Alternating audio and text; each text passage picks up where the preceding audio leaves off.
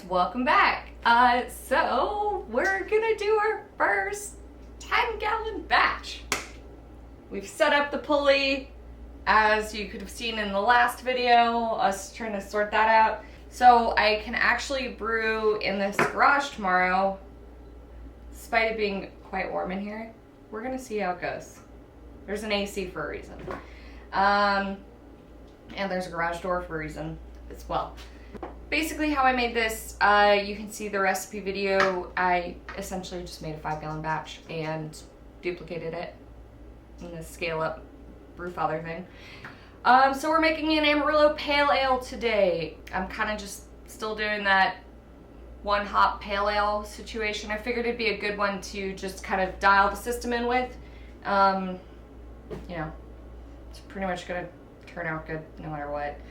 We are gonna do a Kveik yeast because my BrewBuilt system, it's supposed to be able to drop your ambient temperature down 30 degrees with the 14-gallon system. So, you know, it gets to 110 degrees in here. So I'm pretty much gonna set it at 85 and hope that it can stay there. So we should get a pretty clean pale ale. We're gonna use the Escarpment Labs Hornindal Kveik yeast, which I have going in my little stir plate. So the recipe is 16 pounds of Rahr's North Star Pilsner, or any Pilsner you would like. I just have a bunch of it. 2 pounds of Aromatic Malt and 2 pounds of Caramel 10. This means that it is 7.3 kilograms of Pilsner, 900 grams of Caramel 10, and 900 grams of Aromatic Malt. So let's, you know, get this started before I start dripping sweat. Because I turn off my AC when I'm recording and it gets real hot real fast.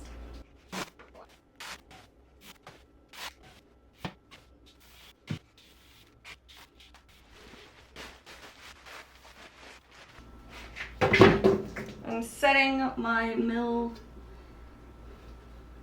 fine.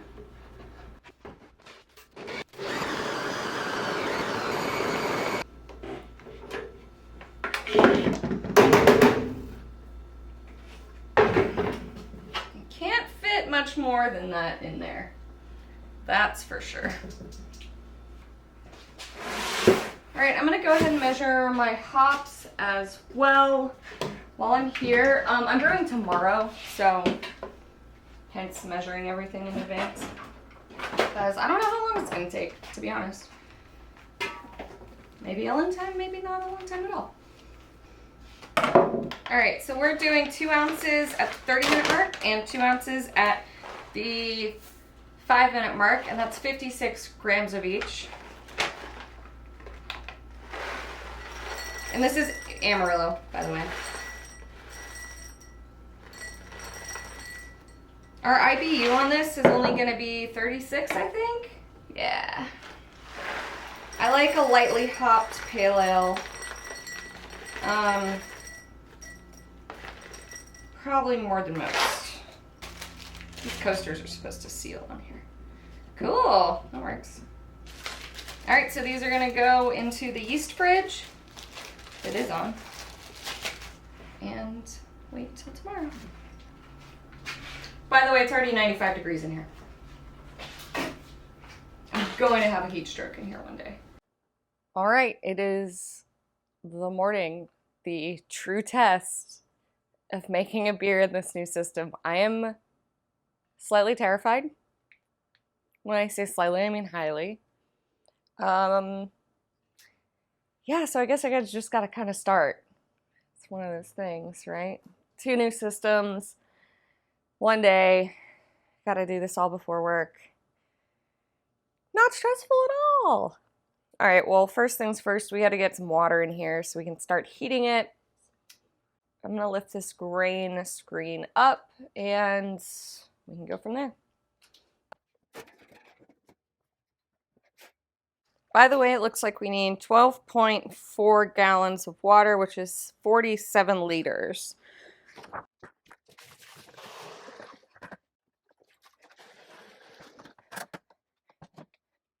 All right, we're about half a gallon under, but I'm gonna start up my system. Never done this before, so bear with me. I have not mounted this.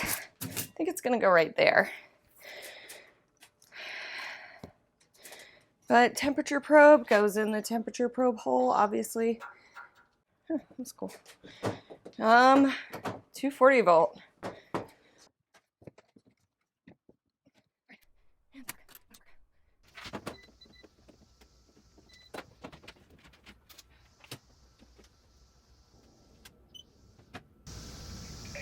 The breakers in the fucking machine itself are off. Love you, guys. Alright. Always make sure your breakers are on. Now we get to start eating. So, I actually need my thermometer, which is 1,000 miles away. We're gonna heat it up to 155 to get a mash temp of 152, which is essentially 67 degrees Celsius. This is just like the old one, it's just got bigger numbers. And now I forgot how to use everything. I think I have a spider crawling up my leg. Why am I so bad at this? Alright, so it's 120 right now-ish. So I'm just gonna make sure that's right by grabbing my thermometer. Oh, I guess I should plug my heat in. Duh. So this is about 1 degree off. I can change it. Alright. Okay, so 120 degrees. So we got 35 degrees to go, and I just gotta add half gallon of water.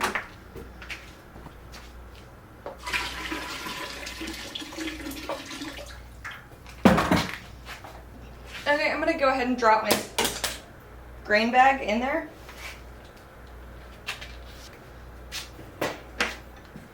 It's like not even heavy enough to like lower itself.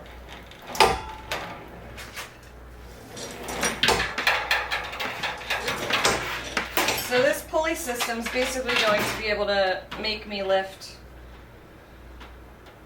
about 60 pounds with one hand, which is freaking fascinating.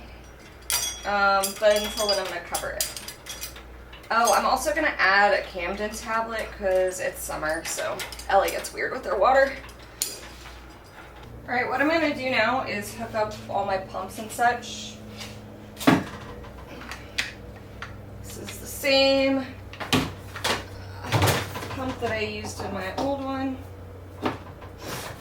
The Blickman Riptide. Oh, also if you guys want to like check this out, it's really freaking cool.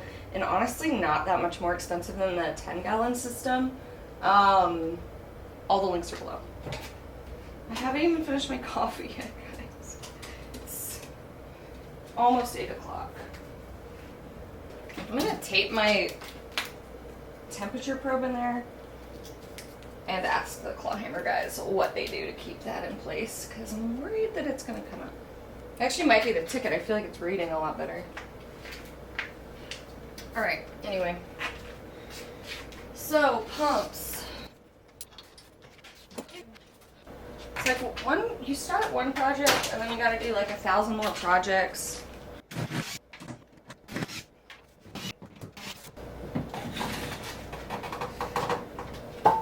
Actually, I'm just going to sit there for now. Oh, I'm going to swap these quick releases. Actually, I can have new quick releases. Why did I do that?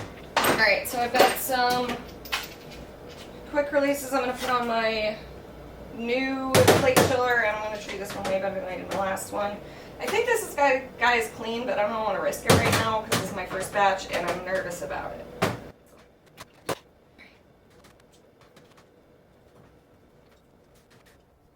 We're close. We're at about mash temp right now, 152-ish, which is like 67. I can hear the heat going off because it's like trying to figure out if it's ready or not.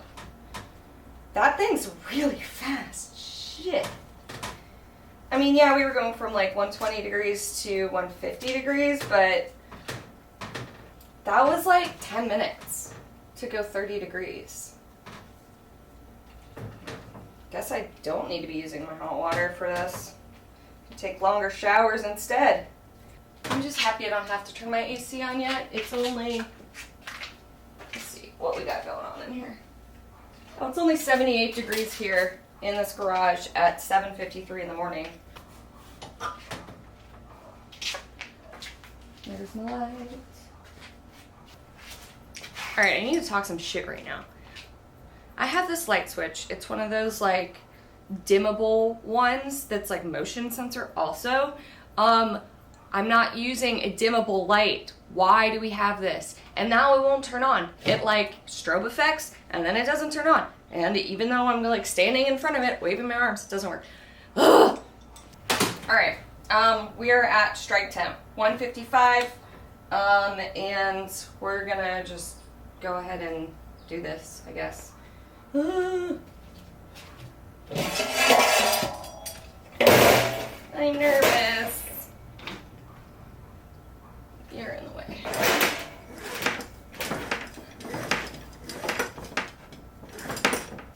I don't know why. It's like literally the exact same thing I've been doing for years, and somehow this is like striking fear in my heart.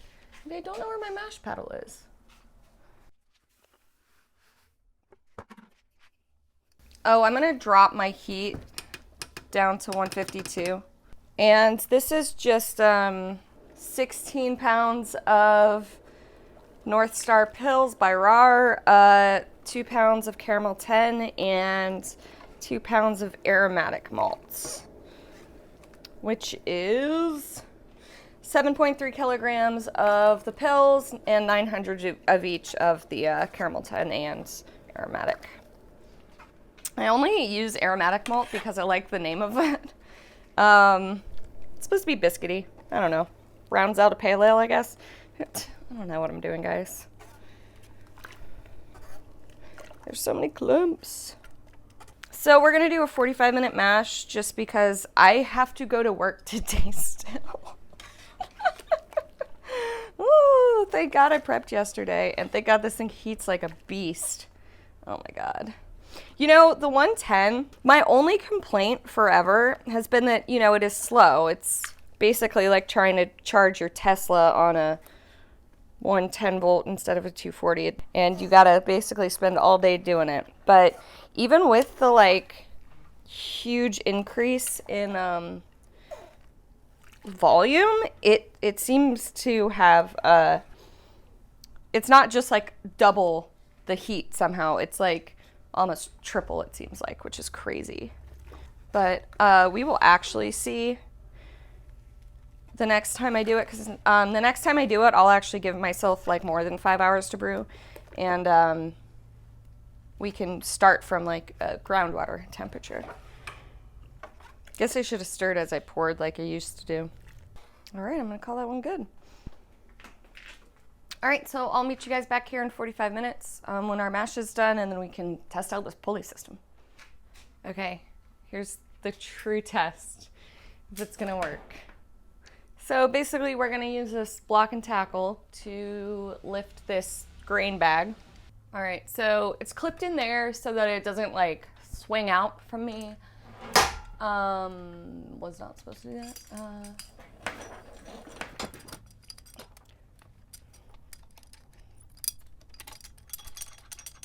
And just gonna make sure everything's locked.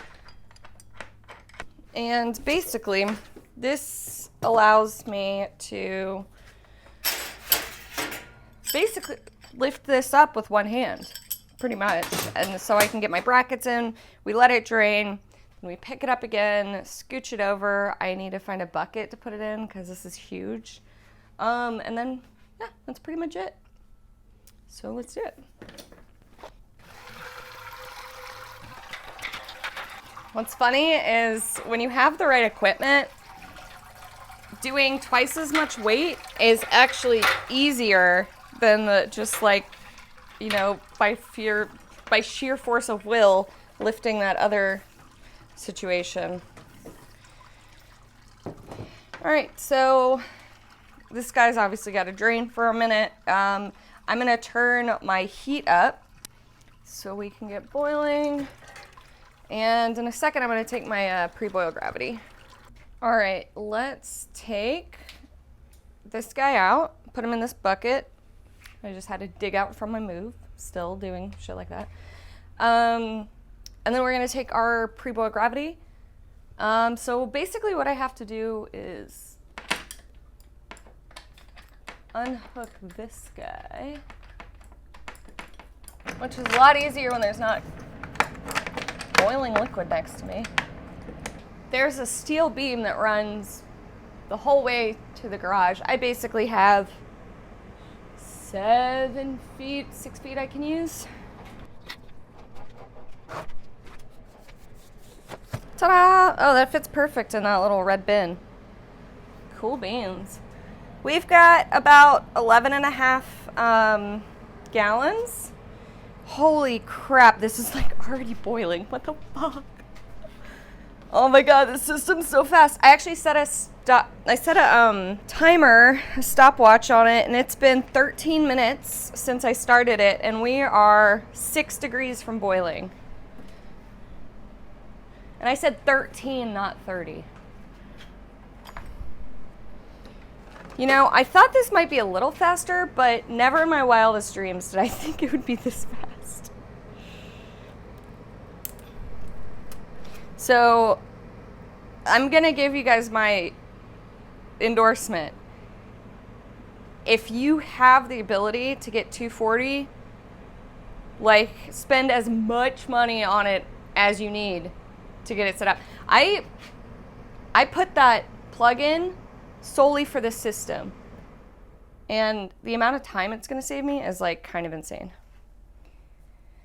Alrighty, so our pre-boil gravity is 12.5. It's boiling. It's boiling. It's been 13 minutes. 13. From 152 degrees to boiling in 13 minutes. What the fuck? Ah! This is insane.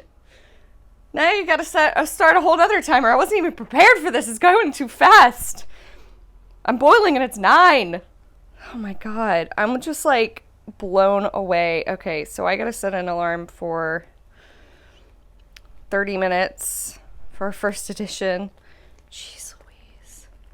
And now we gotta figure out what our pre-boil means. And this is like the most vigorous boil I've ever seen. This is crazy. What the hell? Clawhammer, guys, you really knew what you were doing. I like kind of want to turn down the heat because I'm like a little worried about it. I'm actually gonna set it at boiling. And guys, don't worry about the condensation. Like, I've got fans running. I just turn them off when I'm like doing this.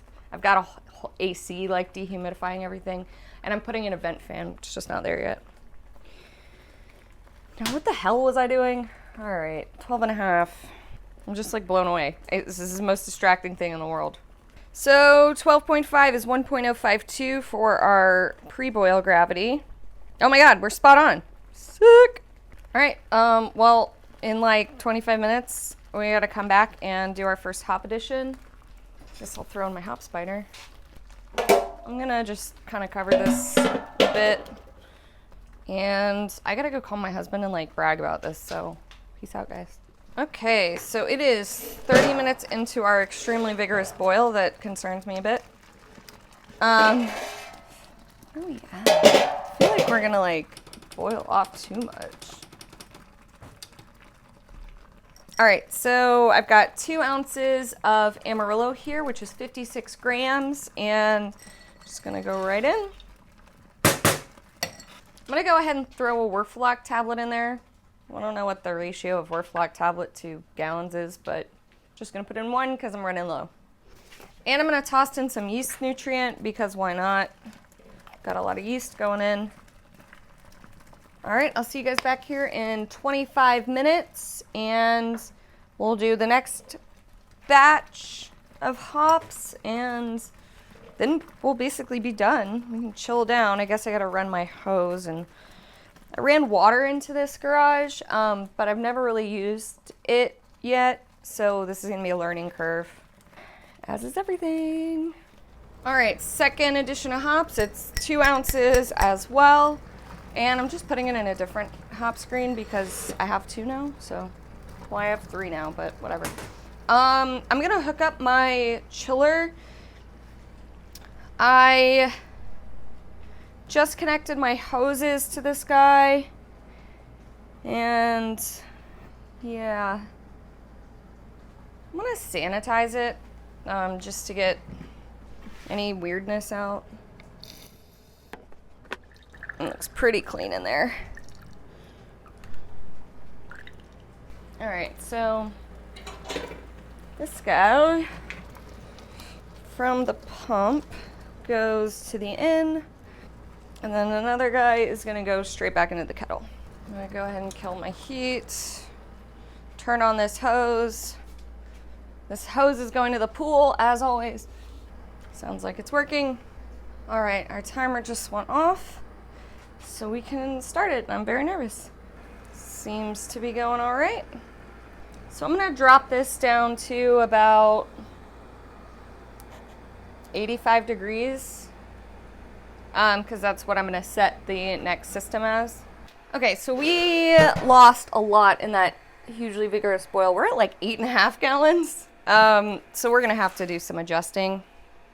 But let's take a gravity reading to just see how much adjusting we need to do. So we're at 14.5 bricks. We want to be at 1.054. So we need to drop by 0.06. So it says that we need to add a gallon. Cool. I'm just gonna go like boil some water on my stove and throw it in here and chill it down just with everything else. All right, so we're at about 8.5, so we're gonna get to 9.5 with my extra water. 10, whatever. All right, so let's just see if that screws up our temperature at all. If it's under 85, I'm just gonna call it and we can transfer. So another thing we get to play with today is this BrewBuilt X1 Uni tank situation. You can see the video of me putting it together up there. I don't know where this is going yet, so I put it on a dolly to make it easy. But like it's got a whole control panel because it's got Peltier cooling technology, so it like literally cools itself.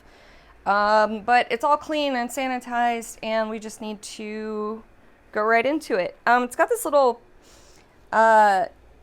catcher at the bottom that basically catches trub, yeast, and you can lock it off. There's a butterfly valve. It should be open. Oh, of course I screwed it on weird. So we're holding at 78 degrees, so I think we can go ahead and transfer. I'm just gonna like throw my thing in there, as I always do.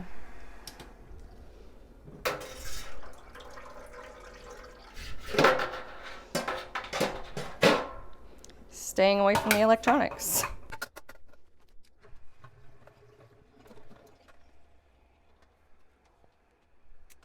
So this also has a temperature probe, a very, very long temperature probe. But I guess you want it that long if you are actually going to mount it to the wall. But I'm not quite there yet. I'm going to tape this guy in too. All these temperature probes are like kind of loose, which scares me because like I want them to keep reading.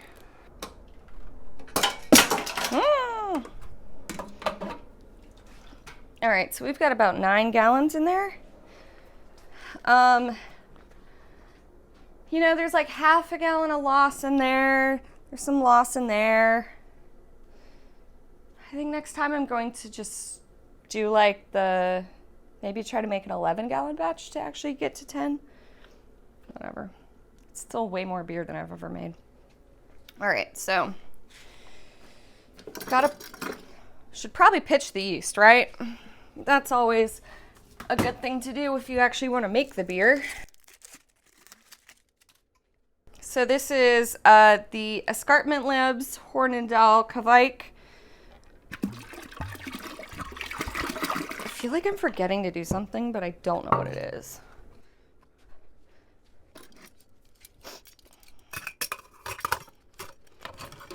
This guy's pretty beefy with its situation. All right. This is gonna be my blow off. Alrighty, that's all sealed up. Now we just gotta do our temperature control. And I don't love this being on here, but for the time being, until like, it's probably gonna be like done in like a day or so.